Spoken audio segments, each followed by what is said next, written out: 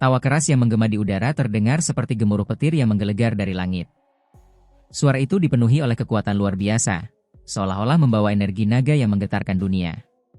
Getaran dahsyat yang terkandung dalam tawa tersebut menyebabkan aliran energi dalam tubuh banyak orang tiba-tiba tersendat. Naga Void kuno. Tatapan ketiga orang dari kelompok Huang Xuan langsung berubah saat mereka melihat sosok kuat yang baru saja melangkah keluar dari celah ruang yang terbuka. Perasaan takut perlahan muncul di hati mereka. Meskipun suku Phoenix Iblis Surgawi merupakan salah satu klan terkuat yang sejajar dengan naga Void kuno dalam dunia binatang ajaib, mereka menyadari bahwa sejak zaman dahulu, posisi tertinggi di dunia ini selalu dipegang oleh naga Void kuno. Selama bertahun-tahun mereka menerima kenyataan ini tanpa perlawanan, mengetahui bahwa melawan mereka hanya akan membawa bencana. Bahkan leluhur mereka di zaman kuno harus berjuang keras untuk menghadapi naga legendaris tersebut.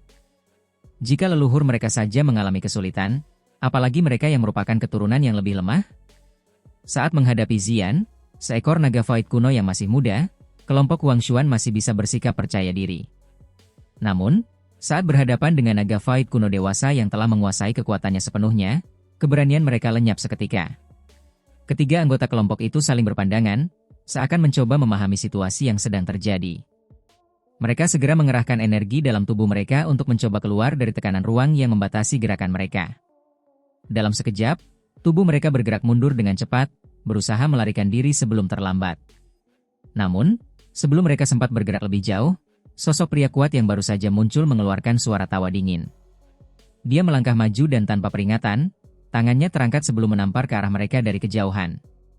Secepat kilat, suara tamparan bergema di udara, dan ketiga orang itu tersentak. Dalam sekejap, wajah mereka masing-masing tampak memerah dengan jejak telapak tangan yang menyala seperti darah. Tindakan itu begitu mengejutkan. Kelompok Huang Xuan langsung memuntahkan darah segar akibat pukulan tersebut. Tubuh mereka terhempas ke belakang dengan keras, seolah-olah mereka baru saja menerima pukulan yang tidak bisa mereka tahan. Akhirnya, mereka terlempar jauh ke tanah, menciptakan 3 lubang besar di permukaan yang keras. Para anggota suku Phoenix Iblis Surgawi yang menyaksikan kejadian ini hanya bisa terpaku, tidak percaya dengan apa yang baru saja terjadi. Semua orang yang berada di tempat itu langsung menarik napas dalam-dalam. Mereka melihat ketiga orang yang kini terbaring tak berdaya di dalam lubang, tubuh mereka berlumuran darah. Bahkan kelompok Feng King Er, yang juga berasal dari suku Phoenix Iblis Surgawi, kini diliputi ketakutan. Wajah mereka pucat, keringat dingin mengalir tanpa henti. Mereka menyadari satu hal yang mengerikan, 3 orang dengan kekuatan tingkat tinggi yang seharusnya tangguh ternyata tidak mampu bertahan dari satu pukulan pun dari naga Void kuno dewasa ini. Di angkasa, kelompok Xiaoyan pun terpaku melihat kejadian ini. Mereka saling bertukar pandang, kemudian menatap sosok pria yang berdiri di samping Xian. Dalam hati, mereka merasa terkejut luar biasa. Apakah ini kekuatan sejati dari seekor naga Void kuno dewasa? Ini benar-benar di luar dugaan. Berdasarkan perkiraan Xiaoyan, kemungkinan besar pria itu memiliki tingkat kekuatan yang sudah mencapai puncak, setidaknya berada di level yang lebih tinggi dari Douzun bintang 7 atau 8. Jika tidak, mustahil baginya untuk menghancurkan trio Huang Xuan dengan begitu mudah, tanpa memberi mereka kesempatan untuk melawan. Keheningan menyelimuti langit setelah serangan yang begitu mengerikan itu. Di kejauhan, seorang pria bernama Bing Hizunze yang sedang bertarung melawan Tang Shen, tiba-tiba menghentikan pertarungannya. Keringat dingin membasahi dahinya. Matanya menatap sosok naga Void kuno itu dengan penuh kewaspadaan. Selama hidupnya, ia sangat jarang bertemu dengan makhluk legendaris ini. Dan hari ini, ia menyaksikannya lagi, langsung di hadapannya. Siapa sebenarnya Xiaoyan itu? Pikir Bing Hizunze dengan ngeri. Dia tidak hanya memiliki hubungan dengan klan Gu, tetapi sekarang dia bahkan bisa mendapatkan dukungan dari seekor naga Void kuno. Orang ini terlalu berbahaya untuk dihadapi. Ketakutan mulai menyebar di dalam hatinya. Jika Xiao yang memiliki hubungan dekat dengan eksistensi yang begitu kuat, maka menentangnya hanya akan membawa kehancuran bagi siapapun yang berani mencoba. Sementara itu, di langit, sosok pria kuat yang baru saja memberikan tamparan mematikan berdiri tegak dengan kedua tangan bersedekap di dada. Tatapan tajamnya menyapu seluruh tempat. Keangkuhan dan kepercayaan diri yang luar biasa terpancar dari sikapnya. Suaranya menggema di udara. Siapa lagi yang ingin merebutnya?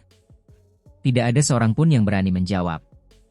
Seorang pria berambut putih yang berdiri di antara kerumunan tampak menggigit bibirnya. Biasanya, dia adalah orang yang cukup sombong, Tetapi melihat bagaimana rekan-rekannya tidak berani berkata apa-apa membuatnya merasa jengkel. Dengan nada suara dalam, ia akhirnya berbicara. Tuan mungkin berasal dari klan naga Vault kuno, tetapi bertindak begitu arogan di hadapan generasi muda dari suku Phoenix Iblis Surgawi. Apakah Anda benar-benar berpikir tidak ada yang bisa menghadapi Anda? Pria besar berbaju sederhana itu menatap tajam ke arahnya. Senyum mengejek terukir di wajahnya. Suku Phoenix Iblis Surgawi berani mengatakan hal itu kepadaku, katanya dengan nada penuh penghinaan. Orang-orang bodoh yang baru saja ku beri pelajaran malah mencoba merebut sesuatu yang bukan milik mereka. Nada suaranya dipenuhi dengan dominasi yang tidak terbantahkan. Pandangannya menyapu semua orang yang ada di sana, membuat mereka merasa kecil dan tak berdaya. Kalau kalian tidak ingin mendapat pukulan, maka minggirlah. Jangan coba-coba berbicara dengan omong kosong padaku. Aku sudah cukup muak melihat kalian semua. Buah asal naga Phoenix ini bukan sesuatu yang bisa kalian sentuh begitu saja. Nada suaranya yang penuh kekuatan membuat banyak orang yang mendengarnya terdiam. Mereka menyadari satu hal, berdebat dengan pria ini tidak akan membuahkan hasil. Satu-satunya hukum yang berlaku di sini adalah hukum kekuatan. Siapa yang memiliki kekuatan lebih besar, dialah yang berhak memegang kendali. Wajah pria berambut putih itu berubah menjadi pucat. Tangannya mengepal kuat, tetapi ia tahu bahwa berbicara lebih jauh hanya akan membawa petaka. Jika pria besar ini menginginkannya mati, ia tidak akan bisa melawan sama sekali. Sementara itu, di sisi lain, ketiga orang dari kelompok Huang Xuan akhirnya berhasil bangkit dari dalam lubang yang dalam di tanah. Mereka terlihat kacau, darah masih menetes dari sudut bibir mereka. Dengan tatapan penuh kekecewaan, mereka bertukar pandang. Dalam hati, mereka tahu bahwa tidak ada lagi harapan untuk mendapatkan buah asal naga Phoenix. Bahkan jika suku Phoenix Iblis Surgawi mengerahkan lebih banyak ahli, mereka tetap tidak memiliki peluang. Naga Void kuno ini jelas tidak akan membiarkan mereka berhasil. Sekarang, yang bisa mereka lakukan hanyalah menerima kenyataan pahit ini. Gadis kecil, kali ini Paman Hei tidak terlambat, kan? Pria besar itu akhirnya berbalik dan berbicara sambil tersenyum ke arah Zian setelah menghalangi seluruh tempat. Masih ada bajingan tua itu? Zian mengarahkan tangan kecilnya, menunjuk ke arah hantu tua Zhai Xing yang berada agak jauh dan berkata. Ekspresi hantu tua Zhai Xing langsung berubah saat dia melihat Zian menunjuk ke arahnya. Dia memasang muka pemberani dan berteriak, aku yang tua ini adalah anggota Aula Jiwa. Dasar jiwa yang tidak masuk akal. Apa menurutmu Aula Jiwa akan berani menyatakan perang terhadap naga Void kuno kita jika aku menghajarmu? Pria besar itu, yang menyebut dirinya Paman Hei, membelalakan matanya. Tangannya yang besar seperti kipas sekali lagi terangkat dan menampar keras hantu tua Zhai Xing dari kejauhan. Pria besar itu melambaikan tangannya. Kelompok Xiao Yan merasakan bahwa riak yang sangat misterius tiba-tiba muncul di angkasa. Riak seperti inilah yang telah mengirimkan kekuatan menakutkan pria besar itu dalam sekejap. Aku pernah mendengar bahwa naga Void kuno memiliki bakat untuk bergerak melalui ruang hampa. Kemungkinan besar penggunaan kekuatan spasial mereka adalah sesuatu yang tidak dapat dibandingkan dengan siapapun. Xiao Yan bergumam pada dirinya sendiri dalam hatinya. Ekspresi hantu tua Zhai Xing menjadi sangat buruk ketika dia melihat pria besar itu menyerang sesuka hatinya. Dou Qi dengan cepat keluar dari tubuhnya dan membentuk pertahanan terhadapnya. Kekuatan yang menakutkan menyatu ke dalam ruang itu hampir seketika. Setelah itu, kekuatan itu mengalir ke tubuh hantu tua Zhai Xing. Kemarahan langsung muncul di wajah hantu tua itu. Seteguk darah segar juga tanpa sadar dimuntahkan. Tubuhnya juga terhuyung mundur beberapa puluh meter sebelum perlahan-lahan menstabilkan dirinya sendiri. Minggirlah. Orang sepertimu tidak layak menyentuh orang-orang di sini. Ekspresi lelaki besar itu menjadi dingin ketika dia berteriak dengan keras setelah mengirim hantu tua Zhai Xing berguling menjauh. Hantu tua Zhai Xing mengusap darah segar di sudut mulutnya. Dia mengepalkan tinjunya erat-erat dan matanya mengandung hawa dingin yang gelap serta keengganan. Namun, itu ditekan di depan kekuatan absolut pria besar itu. Dia juga mengerti bahwa tidak ada gunanya mengatakan apapun lagi. Sebaliknya, itu hanya akan mengundang lebih banyak tinju. Dengan bantuan naga Void kuno hari ini, dia hanya bisa menatap tulang-tulang Dou Sheng di tubuh Xiao Yan. Kelompok Xiao Yan saling bertukar pandang saat mereka melihat ke alun-alun yang sunyi. Mereka tertawa getir. Ini jelas merupakan tekanan mutlak dari kekuatan. Segalanya tidak berguna dalam menghadapi kekuatan sejati. Ya, kau telah melakukannya dengan cukup baik, kali ini, aku tidak akan mengeluh tentangmu. Xian juga cukup puas saat melihat situasinya. Dia mengangguk dan berbicara dengan murah hati. Pria bertubuh besar itu terdiam saat mendengar kata mengeluh. Wajahnya tampak murung. Jelas, dia telah menderita banyak kerugian. Kali ini kau bisa dianggap cepat. Jika terjadi sesuatu pada buah asal naga Phoenix, itu bukan sesuatu yang bisa diperbaiki dengan kurungan. Xian mengerutkan mulut kecilnya dan mendengus pelan. Hehe. Pria besar itu, yang menyebut dirinya Paman Hei, mengusap kepalanya dan tertawa. Dia tentu saja memahami pentingnya buah asal mula naga Phoenix. Jika benda ini benar-benar jatuh ke tangan suku Phoenix Iblis Surga, orang-orang tua di dalam klan itu pasti tidak akan membiarkannya begitu saja.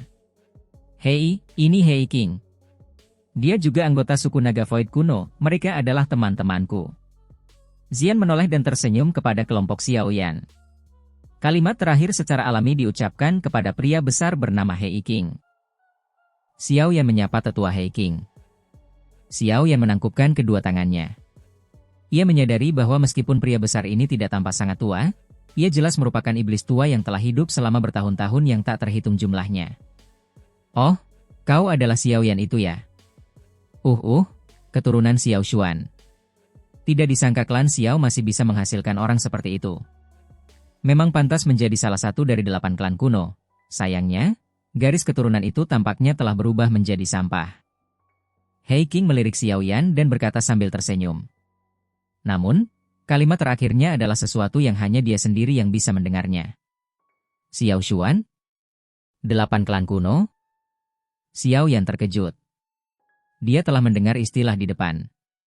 Xiao Xuan, leluhur paling menonjol dari klan Xiao. Namun, dia sedikit bingung tentang istilah di belakang. Saat aku berkenalan dengan Xiao Xuan waktu itu, aku hampir seusia dengan Xian. Hei King membuka mulutnya dan tersenyum.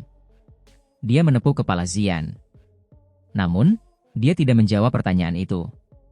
Mengganti topik pembicaraan, dia melambaikan tangannya yang besar dan berkata, "Jangan bicara lagi dan pergi. Aku akan membawa kalian semua pergi dari sini. Kalau tidak, orang-orang yang gelisah ini akan mulai menyerang lagi." Meskipun Xiao yang dipenuhi dengan keraguan, tidak pantas baginya untuk mengatakan apapun saat mendengar ini. Yang bisa dia lakukan hanyalah menganggukkan kepalanya. Tangan besar Hei King melambai secara acak saat melihat situasi ini. Ruang kosong di depannya juga membentuk garis retakan. Setelah itu, dia memimpin untuk melangkah masuk di depan banyak tatapan. Xiao Yan dan yang lainnya di belakang ragu-ragu sejenak sebelum mengikutinya ke dalamnya. Setelah orang terakhir melangkah ke garis retakan spasial, teriakan dingin Hei King bergemuruh dari garis retakan dan bergema di telinga semua orang dari suku Phoenix Iblis Surga. Suku Phoenix Iblis Surga, kalian semua sebaiknya menahan diri sedikit saat melakukan sesuatu mulai sekarang. Jangan benar-benar berpikir bahwa hanya karena naga Vault kunoku tidak akan muncul. Suku kita bahkan tidak takut pada Phoenix Surga kuno, apalagi kalian keturunan yang bergantung pada warisan darah Phoenix Surga. Ekspresi kelompok Huang Xuan menjadi sangat jelek ketika mereka mendengar teriakan yang dipenuhi ancaman itu.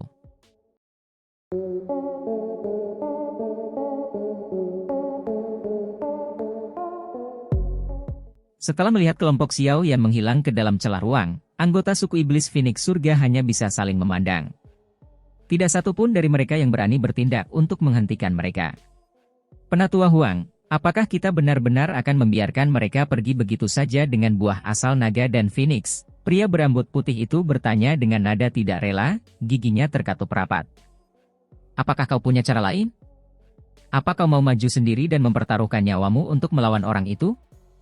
Bahkan jika kita semua menyerangnya bersama, kemungkinan besar kita tetap tidak akan mampu melukainya. Huang Xuan berbicara dengan nada penuh amarah. Kesempatan yang hampir dalam genggaman mereka kini menghilang begitu saja. Lebih dari itu, mereka telah dipermalukan sebelum kehilangan segalanya. Siapa sangka, gadis itu ternyata berasal dari suku naga Void kuno. Jika bukan karena dia, buah asal naga dan Phoenix pasti sudah menjadi milik kita, Feng King Er berkata sambil menggertakkan giginya. Kali ini, suku kita sudah mengerahkan begitu banyak ahli. Jika kita kembali dengan tangan kosong. Huang Xuan menarik napas dalam-dalam beberapa kali untuk meredam emosinya. Setelah beberapa saat, matanya menyipit, dan ia tiba-tiba berbalik, berjalan menuju lorong. Penatua Huang, Feng Qing'er dan yang lainnya tampak terkejut melihat tindakannya. Kita kembali ke penghalang spiritual binatang dan membawa pulang kerangka Phoenix surga. Kita tidak bisa pulang dengan tangan kosong. Setidaknya, dengan itu, kita bisa meredam kritik yang mungkin muncul, ujar Huang Xuan dengan ekspresi muram sebelum melangkah pergi. Feng Qing'er dan yang lain hanya bisa mengikuti. Namun, mereka sadar bahwa kerangka itu sudah terlalu tua dan mungkin tidak lagi memiliki nilai. Sementara itu, hantu tua Zhai Xing menatap tajam ke arah tempat kelompok Xiao Yan menghilang. Ekspresinya gelap, suaranya terdengar dingin dan penuh ancaman. Xiao Yan, kita pasti akan bertemu lagi. Saat itu, kau dan pavilion bintang jatuh akan hancur. Setelah mengucapkan ancaman itu, ia segera berbalik dan bergegas menuju pintu keluar reruntuhan. Di puncak gunung sekitar 50 km dari pegunungan Bone, ruang tiba-tiba bergetar. Sebuah celah hitam pekat muncul, dan beberapa sosok melesat keluar darinya. Terima kasih atas bantuanmu, Penatua Hei Qing, Xiao Yan berkata sambil tersenyum dan membungkuk hormat kepada pria bertubuh besar yang berdiri di sampingnya. Jangan khawatir. Sebelum aku pergi, para tetua suku memintaku untuk menyampaikan terima kasih atas perhatianmu kepada Xian selama ini. Suku Naga Void kuno pasti akan membalas budi ini di lain waktu, jawab Hei Qing sambil melambaikan tangannya. Penatua Hei Qing terlalu berlebihan. Aku sudah menganggap Xian seperti adik sendiri. Merawatnya adalah hal yang wajar bagiku, kata Xiao Yan dengan tulus. Saat pertama kali mengenalnya, ia tidak pernah mengira Xian memiliki latar belakang istimewa. Baginya, gadis itu hanya sosok yang menyenangkan dan sesuai dengan karakternya, sehingga ia merawatnya dengan sepenuh hati. Hei Qing mengangguk sebelum menoleh ke arah Xian. Statusnya cukup istimewa dan penting bagi suku kami. Tidak banyak yang tahu tentangnya. Kau bisa membawanya ke dataran tengah agar dia bisa berhubungan dengan suku. Itu akan sangat membantu kami. Aku tidak akan kembali. Tempat itu membosankan. Xian langsung mengerutkan kening dan menggelengkan kepala dengan penuh keengganan.